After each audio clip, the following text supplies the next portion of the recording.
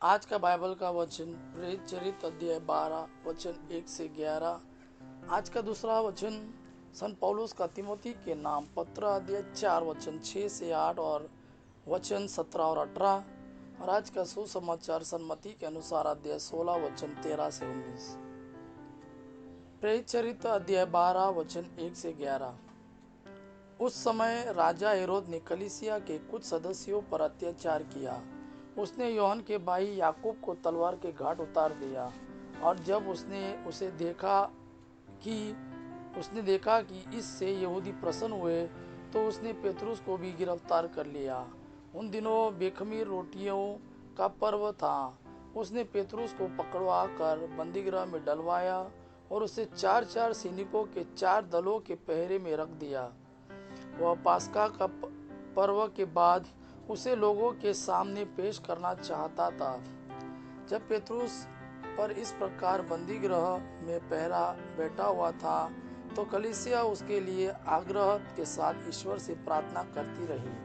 जिस दिन हेरोद उसे पेश करने वाला था, उसके पहले की रात को पेतरुस 2 हथकड़ियों से बंधा हुआ 2 सैनिकों के बीच सो रहा था और द्वार के सामने भी संतरी पहरे दे रहे थे।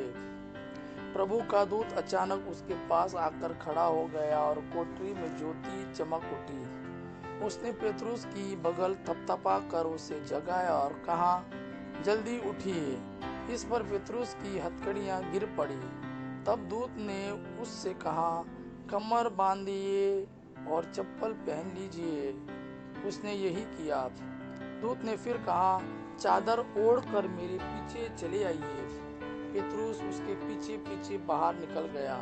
उसे पता नहीं था कि जो कुछ दूत द्वारा हो रहा है वह सच ही है। वह समझ रहा था कि मैं सपना देख रहा हूँ। वे पहले पहर और फिर दूसरा पहरा पार कर उस लोहे के फाटक तक पहुंचे जो शहर की ओर ले जाता है। वह उनके लिए अपने आप खुल गया। वे बाहर निकले और गली के छोर तक आए कि दूत अचानक उसे छोड़कर चला गया। तब पेतरुस होश में आकर बोल उठा, अब मुझे निश्चय ही हो गया है कि प्रभु ने अपने दूत को भेजकर मुझे हेरोद के पंजे से छुड़ाया और यहूदियों की सारी आशाओं पर पानी फेर दिया है। आज का दूसरा वचन सन पौलुस का तिमोथी के नाम दूसरा पत्र अध्याय 4 वचन 6 से 8 और वचन 17-18। मैं प्रभु को अर्पित किया जा रहा हूँ। मेरे चले जाने का समय आ गया है। मैं अच्छी लड़ाई लड़ चुका हूँ, अपनी दौड़ पूरी कर चुका हूँ और पूर्ण रूप से ईमानदार रहा हूँ। अब मेरे लिए धार्मिकता का वह मुकुट तैयार है जिसे न्यायी विचारपति प्रभु मुझे उस दिन प्रदान करेंगे। मुझको ही नहीं बल्कि उन सबों को जिन्होंने प्रेम के साथ उनके प्रकट होने के दिन की प्रतीक्षा की है। परंतु प्रभु ने मेरी सहायता की और मुझे बल प्रदान किया, जिससे मैं सुसमाचार का प्रचार कर सकूं और सभी राष्ट्र उसे सुन सके। मैं सिंह के मुंह से बच निकला। प्रभु मुझे दुष्टों के हर फंदे से छुड़ाएगा। वह मुझे सुरक्षित रखेगा और अपना स्वर्ग राज्य तक पहुंचा देगा। उसी को अनंत काल तक महिमा। आमीन।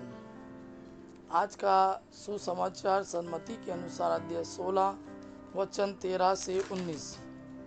ईसा ने कैसरिया फिलिपी प्रदेश पहुंचकर अपने शिष्यों से पूछा, मानव पुत्र कौन है?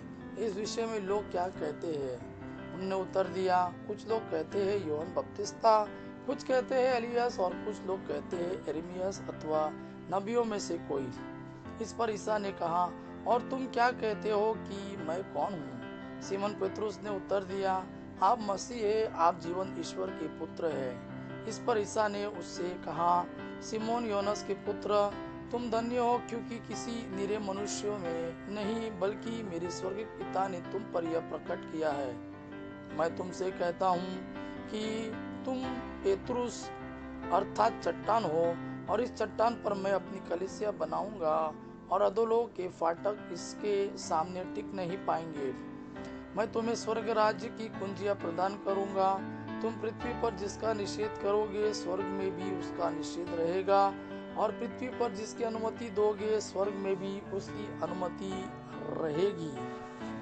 यह प्रभु का वाणी है। प्रभु को धन्यवाद। अब्बा पिता की महिमा और पुत्र यीशु का प्रेम आप पर सदा सर्वदा बना रहे। आमीन।